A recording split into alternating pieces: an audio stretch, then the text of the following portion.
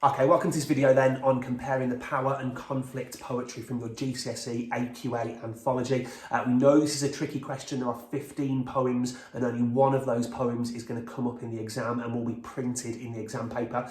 You must, however, because the mark scheme needs you to, you must compare the poem you're given to another poem that you've studied, and that will not be printed, which means you must have a decent memory of those other poems. It's worth perhaps trying to remember one or two quotes from each poem, although the marks for using quotations in the exam can largely come from that first poem, as long as you then make comparisons to the second poem that you choose. So in this example, we're going to look at this question, which uses Kamikaze as the named poem. And the example question is this: explore how the poets of Kamikaze and one other poem from the Power and Conflict collection present conflict. A nice straightforward question. There are 3 steps to this, in my opinion. The first one is to annotate straight away in the poem any lines which demonstrate a conflict, because that's the focus of the question. Step 2 is to start writing about that poem on its own to begin with in that first paragraph. And we're going to use a pedal structure for that, which I'll talk about a little bit later on, but just focus just on that poem using one of the quotes that you found that demonstrate a conflict. Step 3, by this point you should have written that first paragraph and you've probably in your own mind now determined the poem that you're going to compare it to. So step 3 is to select that poem from memory and then start comparing it again using a pedal structure. In terms of the mark scheme, there are 4 things that the examiner is looking for on this question. Number 1 is your ability to compare 2 poems, no more than 2. Do not talk about more than 1 additional poem.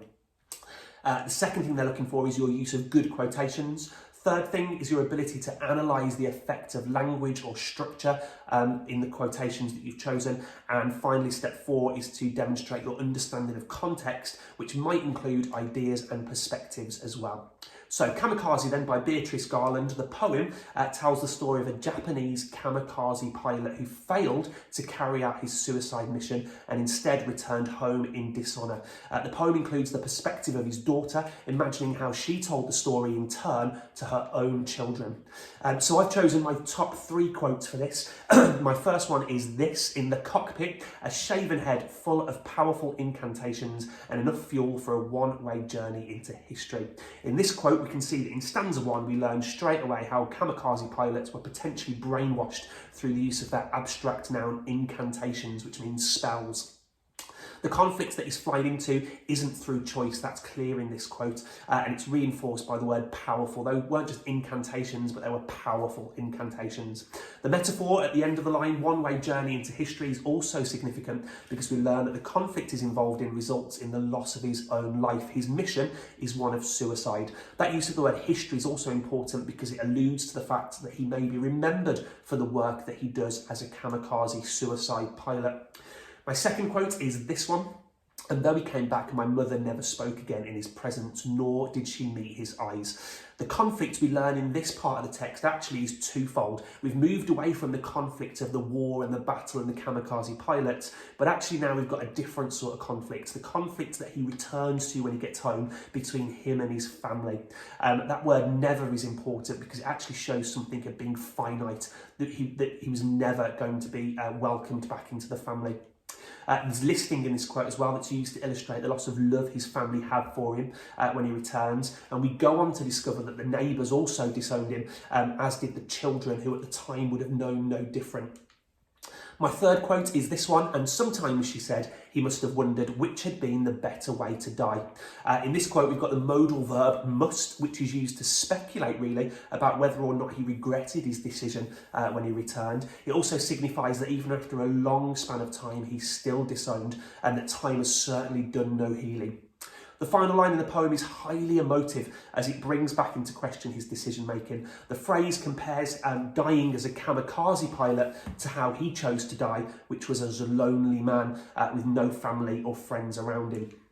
So how might that look as a paragraph then? We're going to choose a pedal structure, P being point, E for evidence, D for device in the quote, A for analysis of that device or those devices, and L for link to context. So let's have a look at how a grade 5 answer might look. In fact, this might even push into grade 6. So in her poem Kamikaze, Garland presents a twofold conflict.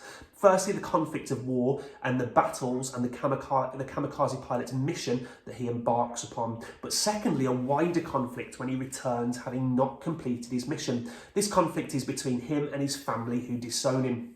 Evidence then is though he came back, my mother never spoke again in his presence, nor did she meet his eyes.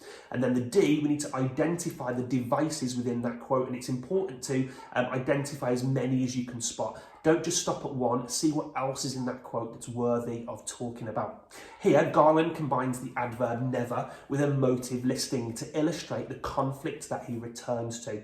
Notice how the A section now is a little bit longer, where we need to talk about why we think that adverb and the emotive listing might have been used. If you're not saying why those techniques have been used, then you are not starting to hit that grade 5 mark for language analysis. So here we go. The use of the adverb never is finite and illustrates how the disowning of him was not temporary. It was in fact never ending. Garland goes on to rather emotively list examples of how his family and friends turned their backs on him after he returns, demonstrating that not only did she not speak to him, but she also refused to even look at him. Later we learn that this was true of the neighbours also, and over time even the children were taught to forget that he existed. We can see that for him the conflict he faced once home was potentially more traumatic than the war he was involved in. Linked to context then to demonstrate that we understand what was going on at the time, Garland tells a tragic tale of a man who believed he was doing good by returning to spend his life with his family. In Japan at the time it was seen as an honour to be chosen as a kamikaze pilot. By not completing his mission, he brought shame on his family. Notice how in that paragraph I've put in blue there the references to conflict, because that's demonstrating that I'm answering the question, it's the focus, and in green those words demonstrate that I'm talking about why those techniques have been used. The link to context doesn't need to be a whole paragraph, it can just be 1 or 2 sentences that demonstrate that you understand. So the next step then is to, once we've talked about Kamikaze as one isolated poem, is to have determined which poem we're going to compare it to. You might choose Poppies, for example, because that also contains a family conflict, but you could also choose any of the other war and conflict poems. It's good to make a quick plan, maybe a table of similarities or differences. Let's have a look how we might compare Kamikaze then, and I've chosen Poppies in order to compare it to. So, in my second paragraph, I'm going to focus on Poppies, but keep making comparisons back to Kamikaze as I go. Jane Weir presents a similar conflict in her poem Poppies, as she too focuses on the conflict within the family unit, rather than at war itself. Rather than being upset that a soldier's returned, however, Weir deals with the upset felt by a mother seeing her son leave to go to war. A split second and you were away, intoxicated. Weir uses sibilants here and the word intoxicated to express the mother's internal conflict and trauma at seeing her son leave. In a similar way to Garland's use of incantations, Weir uses intoxicated to suggest that her son too may have been brainwashed to some degree, perhaps believing that his experience at war will be positive. The sibilance in split second reinforces the speed at which he left, which again reinforces his excitement about the venture, but naturally causes an emotional conflict for the mother, who will be unsure when she will see him again.